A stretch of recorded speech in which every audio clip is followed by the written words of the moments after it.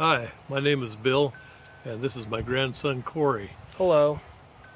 I picked up this boat behind us here. It's a 1979 Bayliner Buccaneer 25. Not just any boat, it's a Bayliner. And it has a few issues that when we refresh the boat, we're going to try to take care of all the issues. The main thing is it has a leak at the keel hull joint, and the interior is shot because it sat for years with maybe 10 to 12 inches of water in the bilge, rotted out most of the interior. So we'll begin showing you what we have to contend with now.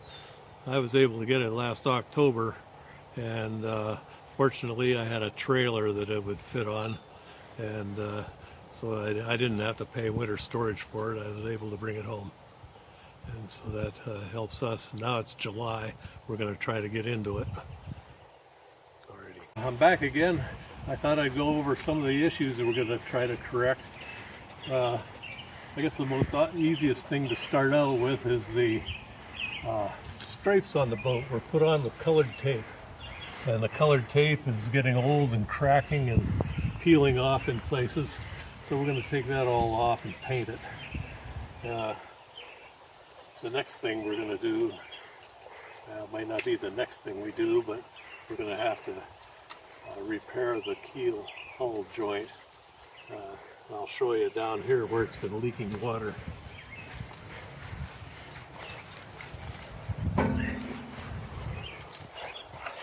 It's been leaking water out here. You can see where it comes out, and somebody put some, looks like Bondo patch. It is pink Bondo, I believe, and this will all have to be ground out and keel dropped down, some sealer put under there, jacked back up and bolted in, and then faired. So you can see where water's been leaking down there and down here, and back here's a spot where it's leaking down. So that'll probably be the worst of the job. But I'll be able to raise the boat with the pads I have, or screw jacks. So I'll be able to lift it up to, I think I'll take it up about 3 inches. That should give me enough room here to clean off the top of the keel and the bottom of the hull, and put some sealant in there. I'll have to go on the internet and find out what would be best to use to make that joint. If you have suggestions, leave in the comments below. Yeah, any suggestions, leave in the comments for me. But maybe by the time you see this video, the job will be done anyway. It could be. Yeah. I noticed some issues with the rudder. This boat sat next to me for years. In the last 2 years, it sat without a tiller on it. So the rudder would slam. Okay, every time a boat would go by, the rudder would slam back and forth, and I could hear it bang, bang. It was very distinctive. The pipes went bang, bang, bangety, bang, bang, bang, bang. Bang, bang, back and forth. So I'll show you what I think that did to it. And we'll go back to the rudder and take a look at that. As I told you guys in a previous video, right about here is where the water would come up to because of the water, right? Do you think it was because of the hole that it would come up to about here, and usually it comes up to about here? Well, you can see where, here's actually it went to here. You can see the stain of the water line where it was sitting 4 or 5 inches below the water line, or above the water line, I guess. The water was above the water line.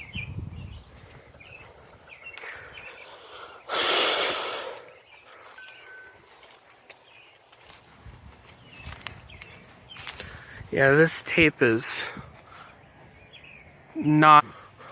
Okay, recording now? Yeah, I'm still recording. Oh, okay. Here we are back at the rudder, and this is what I was talking about, this rudder clunks back and forth. I would say maybe 3/8 of an inch. Still has water in it too. So what I think I'll do is drop the rudder out, go up in here, and I believe I can form a bearing out of epoxy and graphite mixture. And I've done it before on my other boat, and it's held up for years. The graphite and the epoxy, there's just something about it that makes a real good bearing. The rudder, I thought, because it has a crack in it that runs from about here all the way down to the bottom, I thought it would be delaminated, but it doesn't appear to be. And it sat over the winter like this and didn't burst any worse than it was. My other boat, when it had water in it, it puffed right up and broke it, and I had to fix that. I drilled a hole in this rudder, and just a little bit of water dribbled out of it. Maybe a shot glass full of water is all that ever came out of it. So I don't think it's really saturated. And the core in there, whatever it is, looks like it's some kind of yellow plastic. It's really a hard core. I don't know what it could be.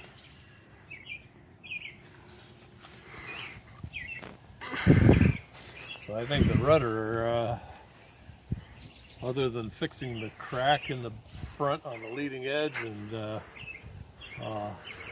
doing the rudder bearing, I think it's pretty good shape. We're going to go up inside now and show the inside of the boat. It's pretty nasty. Down below, yes. Here we are inside the boat. As you can see, it's pretty dirty, and it has a little bilge water in it again.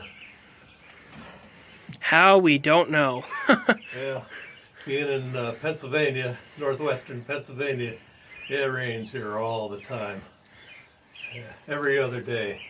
I had this thing bone dry a week ago. With that fan over there. Yeah, I vacuumed the water out with a shop vac and then let the fan dry. And here it is. It has 3/4 of an inch of water in it, so that isn't bad. When I first got the boat, it had 6 inches of water in it. Come on down inside. Oh, I can move.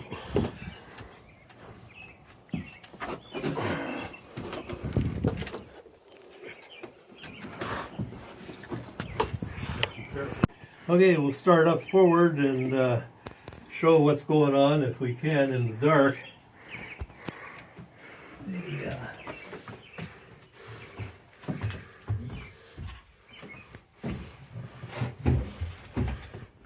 Ooh.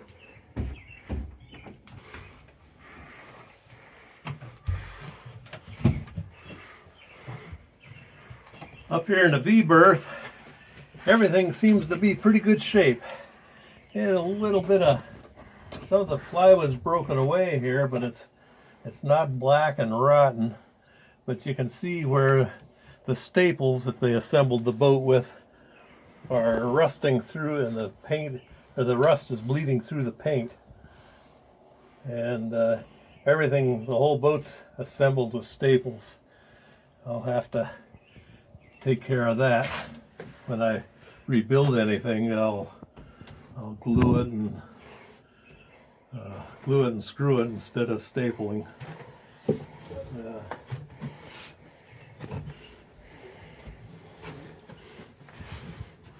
Because this boat was left so humid all the time, full of water, even stuff that wasn't in the water rotted, like for instance this corner here.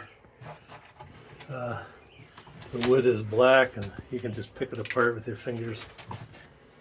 So that piece will have to be removed, and this corner is all that's really bad on it, so I don't know. I think maybe I can just cut this down and cut that down a little bit and put a little patch in there. The other side seems to be okay. Moving aft, I forgot. There's a little division between the V-berth and the rest of the boat, and you can see the fiberglass tabbing here, but the wood is all gone. So the floorboard, of course the floorboard is here, and you can see what kind of shape it's in. It's just falling apart. Both corners. So I'll have to replace that, of course. And then moving on back, this is the hanging closet that was here. It looks like it had some chopped strand mat put over it. Yeah, that's what it is, chopped strand. But it wasn't put over the entire board where it comes up to the this bulkhead here. It was never attached to the bulkhead, so it wasn't tabbed onto it, and consequently that joint, the water was able to get underneath the chop strand and rot the wood. I can hear it crack with just my thumb. I could probably stick my thumb through it, and that's going to have to be fixed because this is the mounting for the chain plates up here.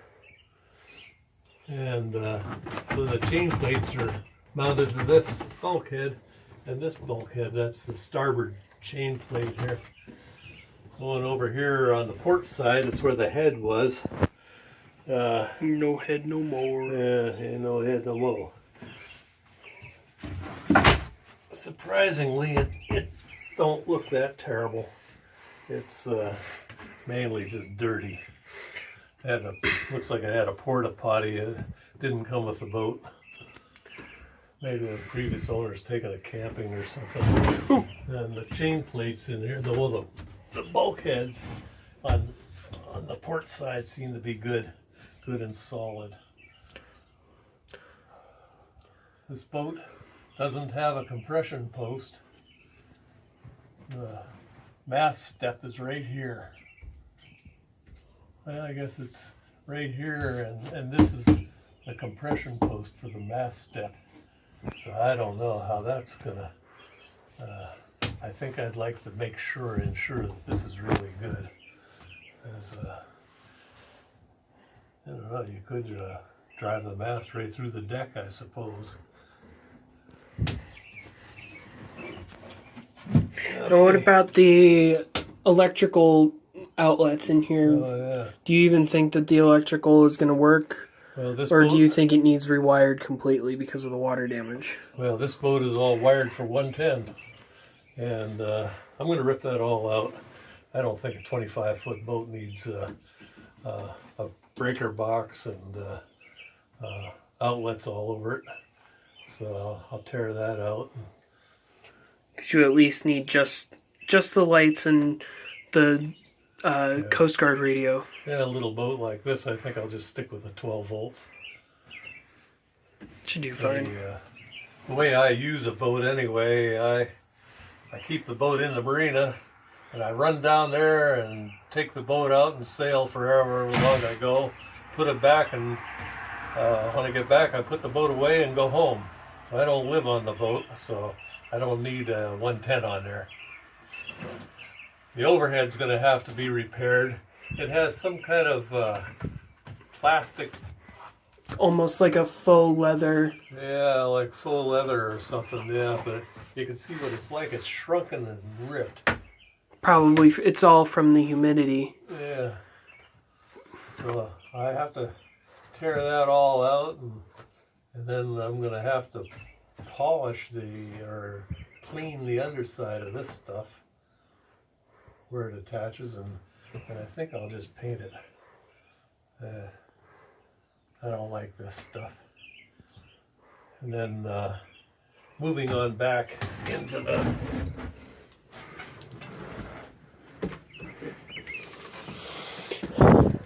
where the berths are. The kitchen used to be here. This is the through hole for the kitchen sink. It exits above the water line, well above the water line, so never going to be a problem with that. And the hose for the water pump.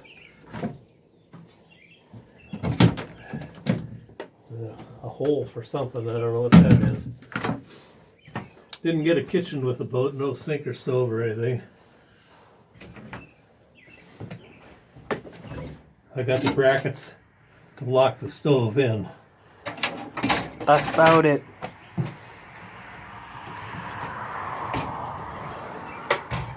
Over here is a locker. The top of this is missing, so I don't have that, but you can see the shape it's in. I can well, actually this is more solid than a lot of the rest of the boat, but it's pretty nasty.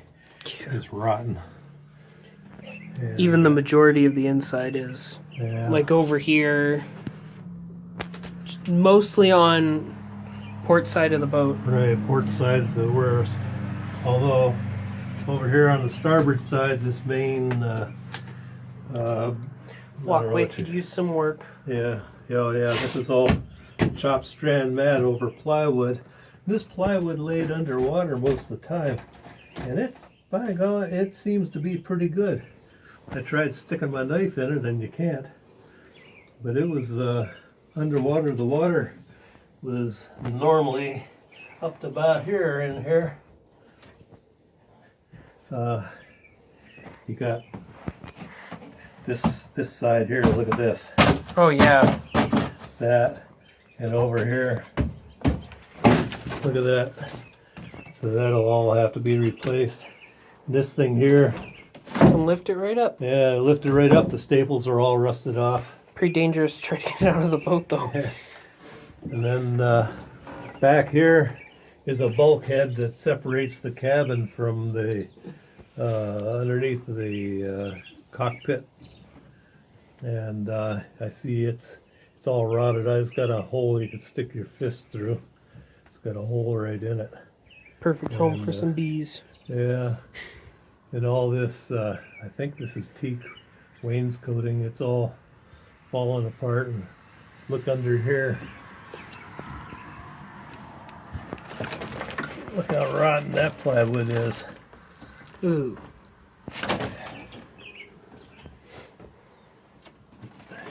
Look at that 110 outlet. Which isn't needed. How'd you like to plug your TV into that? Feel pretty dangerous about it.